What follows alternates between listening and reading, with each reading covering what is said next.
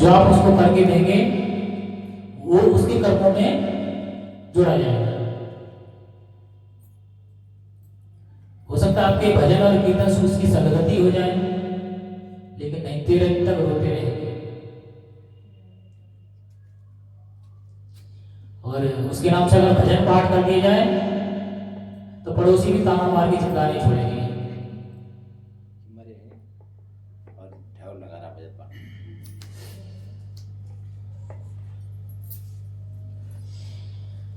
तात्पर्य श्रील प्रभुपाद की जय। प्रभुपाद जी कहते हैं अणु आत्मा द्वारा शरीर का परिवर्तन एक स्वीकृत तथ्य है। अर्थात जो आत्मा है वो एक शरीर को त्यागी और नया शरीर धारण करेगा, ये निश्चित है। आधुनिक विज्ञानी जन अभी तक जो है आत्मा के अस्तित्व का विश्वास नहीं करते हैं कि आत्मा नाम की कोई चीज होती है।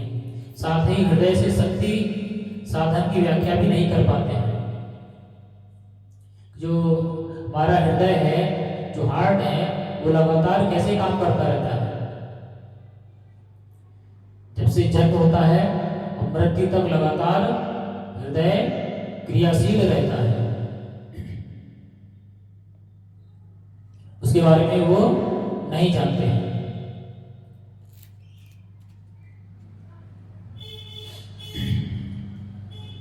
और ये शरीर है, इस परिवर्तन को स्वीकार करने के लिए तैयार है।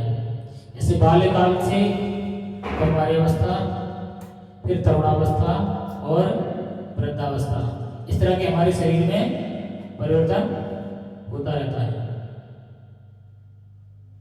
और वृद्धावस्था से यही परिवर्तन दूसरे शरीर में स्थानांतरित हो जाता है।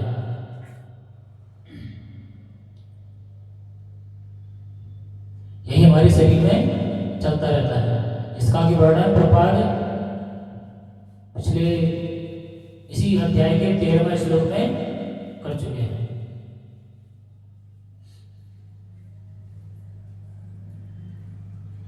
आगे कहते हैं अणु आत्मा का दूसरे शरीर में स्थानांतरण परमात्मा की कृपा से ही संभव हो पाता है।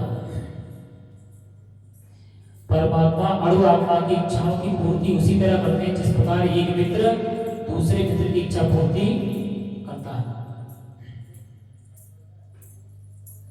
जो परमपिता भगवान है, एक आत्मा की इच्छा को उसी प्रकार से पूरा करते हैं जैसे एक मित्र दूसरे मित्र की इच्छा को पूरी करता है। मित्र चाहे अच्छी बात कहे चाहे बुरी बात कहे, क्या ऐसा करता है उसके घर में जाके कंप्लेन कर देता है? बहुत कम। लेकिन ज्यादातर मित्र क्या है, अपने दूसरे मित्र की कमजोरी हो चाहे अच्छाई हो, और विशेषकर बुराई तो किसी से कहते ही नहीं। और मुंडक उपनिषद और श्वेताश्वर उपनिषद में आत्मा तथा परमात्मा की उपमा जो है दो मित्र पक्षियों से की गई है,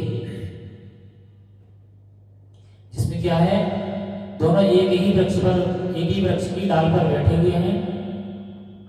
इनमें से एक पक्षी जो है दूसरे पक्षी को देख रहा है, और जो दूसरा पक्षी है वो फल को खा रहा है। जो देखने वाला है वो कौन है? परमात्मा भगवान कृष्ण। और जो फल खा रहा है वो कौन है? हमारे जैसे जीवात्मा। जो आत्मा है वो इस भौतिक जगत की सुख को पा रहे हैं, और भगवान जो है परमात्मा रूप में उसके साक्षी हैं, चाहे हम अच्छा करें या बुरा करें। जब हमें सुख प्राप्त होता है तो एक भय रहता है, कहीं ये सुख समाप्त ना हो जाए। ऐसे वो पक्षी भी दुखी रहता है और सोचता है ये फल समाप्त होने के बाद में कोई दूसरा फल प्राप्त होगा या नहीं होगा। तो हमारी और उस डाल पर बैठे हुए पक्षी की एक समान स्थिति है, कोई अंतर नहीं है।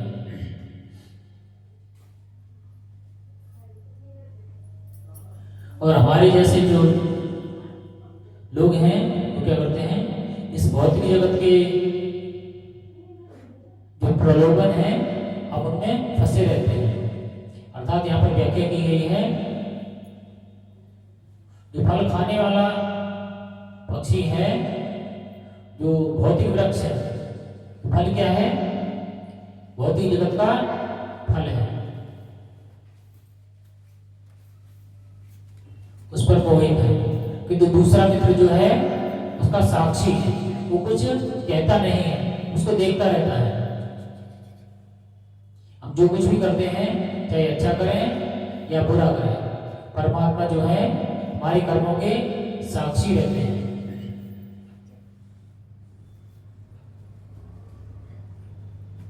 आगे क्या करें हैं, ऐसे ही श्री कृष्ण जो है साक्षी पक्षी है और अर्जुन फल भोक्ता पक्षी। यद्यपि दोनों मित्र हैं किंतु फिर भी एक स्वामी है और दूसरा सेवक है। हम हमारे सभी जीवों की भी यही स्थिति है, जो भगवान है वो हमारे स्वामी हैं और हम उनके सेवक हैं।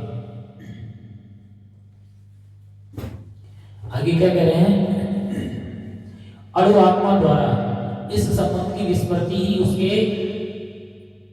एक वृक्ष से दूसरे वृक्ष पर जाने या एक शरीर से दूसरे शरीर में जाने का कारण है। जब हम इस भौतिक जगत में आते हैं तो हम अपने उद्देश्य को भूल जाते हैं और हमें क्या सिखाया जाता है, हमारा उद्देश्य क्या है, पढ़ाई लिखाई करो, धन कमाओ और उस धन का भोग करो। ये कोई नहीं बताता कि ये सब करने के साथ में भगवान का भजन भी करना है। ये तो हमारा प्राइमरी कर्तव्य है। यानी प्रथम कर्तव्य क्या है, प्रथम कर्तव्य हमारा भगवान का भजन करना है और द्वितीय कर्तव्य क्या है, इस भौतिक जगत में आने के कारण जो हमें कर्तव्य प्राप्त हुए हैं उन कर्तव्यों का पालन करते हुए जीवन जीना। और जब कोई वैष्णव हमसे कहता है कि प्रभु माता जी भजन करिए, तब कहते हैं, बहाना बनाते हैं कि हमारे पास समय नहीं है, हमारे पास गृहस्थी है, हमारे पास छोटे छोटे बच्चे हैं, हमारे बच्चे बाहर पढ़ते हैं, उनके लिए धन जुटाना है, आदि आदि बहुत सारे कारण होते हैं। लेकिन सबके पास 24 घंटे का ही समय होता है, उसी 24 घंटे में से हमें समय निकालना है और भगवान का भजन करना है, तभी हमारी सदगति संभव है। नहीं तो ऐसे ही जन्म और मृत्यु के चक्कर में घूमते रहेंगे और ये कभी समाप्त होने वाला नहीं है।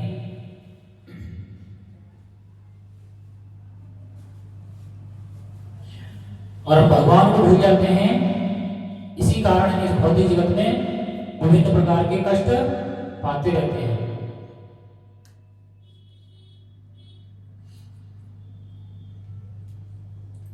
आगे क्या है, जीवात्मा प्राकृत शरीर रूपी वृक्ष पर अत्यधिक संघर्षशील है, किंतु जो ही वह दूसरे पक्षी को परम गुरु के रूप में स्वीकार करता है, तब क्या होता है और कैसे स्वीकार करना चाहिए। जिस प्रकार अर्जुन श्री कृष्ण का उपदेश ग्रहण करने के लिए स्वेच्छा से उनकी शरण में जाता है। जब हम स्वेच्छा से भगवान की शरण में जाते हैं तो भगवान हम पर अत्यंत प्रसन्न होते हैं और हमारे पर अहित की कृपा प्रदान करते हैं।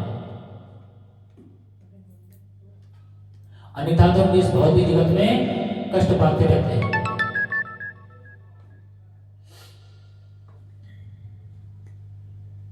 और जो ही परतंत्र पक्षी तुरंत सारे सुखों को मुक्त हो जाता है। जैसे ही हम गुरु की शरण में जाते हैं, वैसे ही गुरु हमारी समस्याओं का समाधान बताते हैं और उन समस्याओं से मुक्ति प्राप्त कर लेते हैं। कौन सी समस्याएं? इस भौतिक जगत संबंधी जो समस्याएं हैं, वो सारी समस्याएं कैसे दूर हो सकती हैं? एक गुरु के माध्यम से। गुरु जो रास्ता बताए,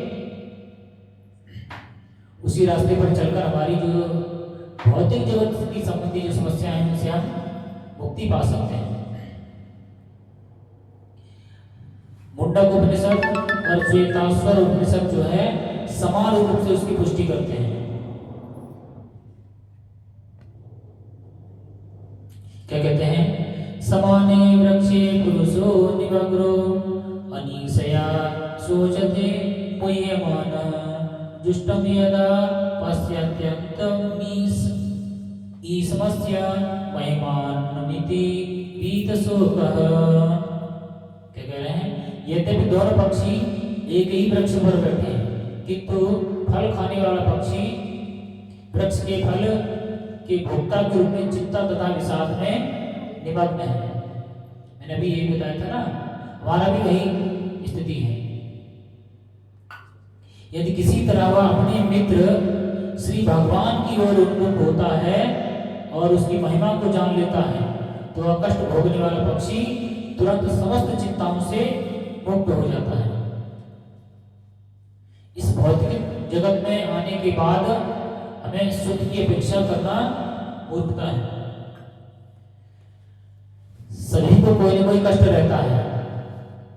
किसी के पास धन का अभाव है तो किसी के पास स्वास्थ्य का अभाव है, अर्थात किसी के पास पैसे की कमी है तो कोई रोगी है, किसी के पास संतान नहीं है, आदि आदि बहुत सारी हमारे जीवन में अभाव बने रहते हैं और उसी अभाव के कारण हम दिन प्रतिदिन दुखी होते रहते हैं।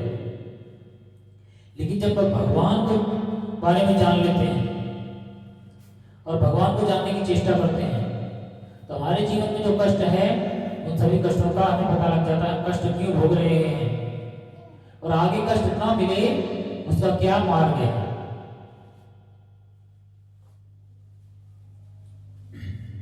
अब यहाँ पर अर्जुन के बारे में बात हो रही है। जब अर्जुन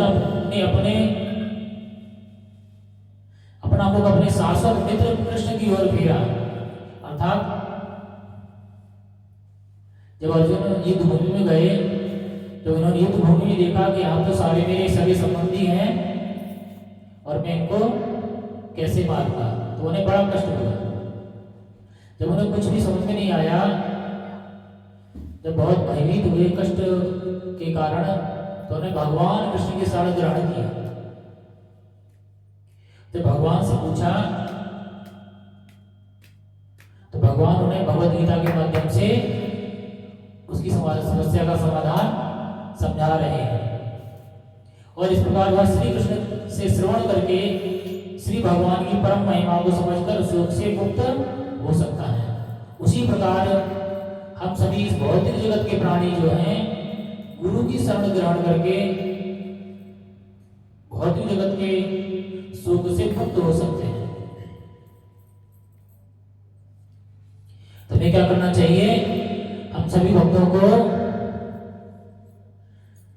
गुरु के माध्यम से भगवान कृष्ण की शरण ग्रहण करना चाहिए और जैसा गुरु उपदेश करे वैसे ही हमें व्यवहार करना चाहिए।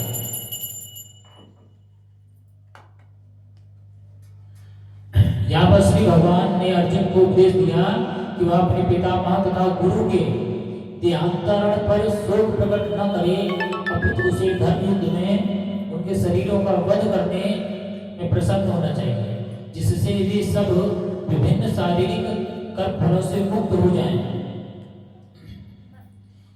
बलि वेदी पर या धर्म युद्ध में प्राणों को अर्पित करने वाला व्यक्ति तुरंत शारीरिक पापों से मुक्त हो जाता है और उच्च लोकों को प्राप्त होता है। अतः अर्जुन को शोक करना युक्ति संपन्न नहीं है। भगवान यहाँ पर क्या कहना चाह रहे हैं? भगवान यहाँ कहना चाह रहे हैं अर्जुन एक क्षत्रिय है और क्षत्रिय होने के कारण उनका कर्तव्य क्या है? उन्हें युद्ध करना चाहिए, चाहे उनके सगे संबंधी हो, पितामह हो या गुरुजन ही क्यों न हो। अगर उनसे युद्ध करेगा और युद्ध भूमि में उनका वध करेगा तो क्या होगा? वो उस शरीर को त्याग कर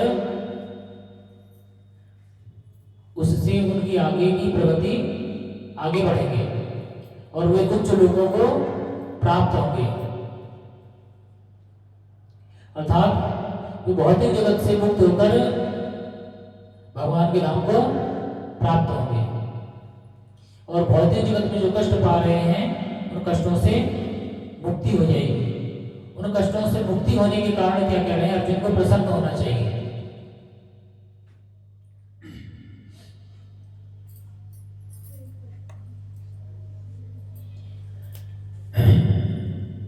अतः अर्जुन का शोक करना सही नहीं है।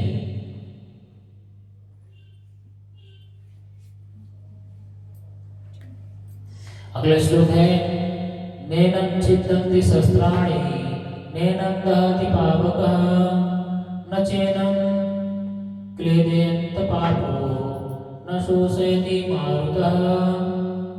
अर्थ, यह आत्मा न तो कभी किसी शस्त्र द्वारा खंड खंड किया जा सकता है, न ही अग्नि द्वारा जलाया जा सकता है, न जल द्वारा भिगोया जा सकता और न ही वायु द्वारा सुखाया जा सकता है।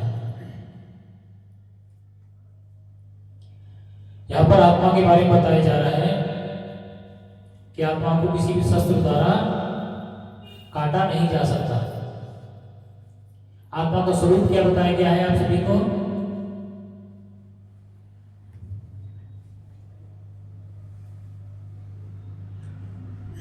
कोई बता सकता है कि आत्मा का स्वरूप क्या है? बाल के अग्रभाग के 10,000वां अंश के बराबर। हाँ, जब कोई वस्तु, कोई भी चीज इतना सूक्ष्म है कि हम उसको अपनी आंखों से देख ही नहीं सकते, तो उसको कैसे काटेंगे?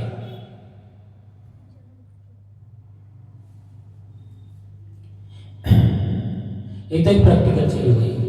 उसके बाद में जब कोई ज्यादा सूक्ष्म चीज हम देख ही नहीं सकते, ना तो अग्नि में जलाया जा सकता है, न जल में भिगोया जा सकता है, न ही उसको वायु द्वारा सुखाया जा सकता है।